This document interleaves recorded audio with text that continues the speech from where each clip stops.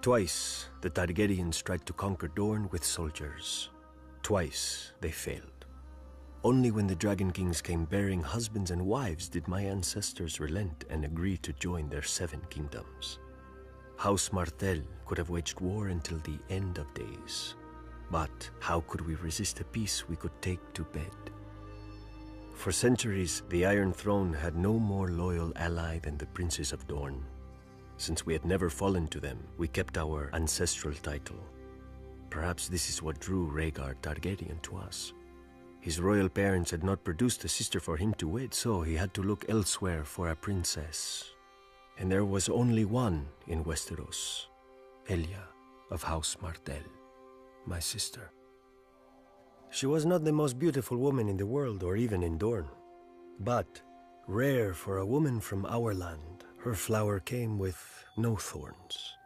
She was kind and clever, with a gentle heart. I loved her. I feared for her.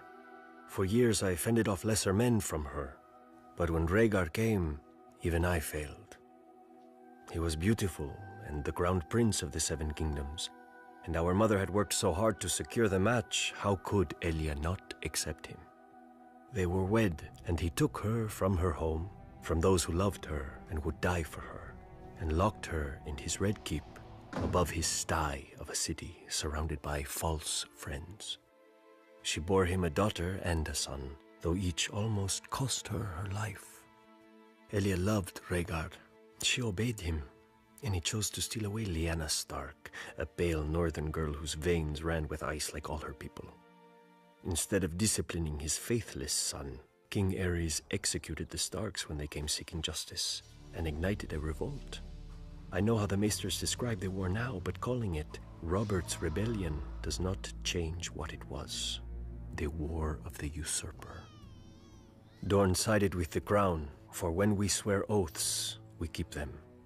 We needed no threats from King Aerys, though he made them anyway, locking Elia and her children in the Red Keep to ensure our loyalty. Even in his madness, he knew that no true Dornishman would ever take up arms against our beloved princess, and that we would fight to the death for whichever side she was on.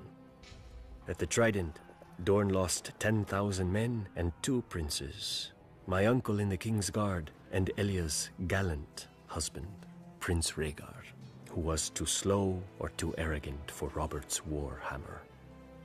As Robert's army marched on King's Landing, the Mad King sent his own wife and child away, but kept my sister and hers inside.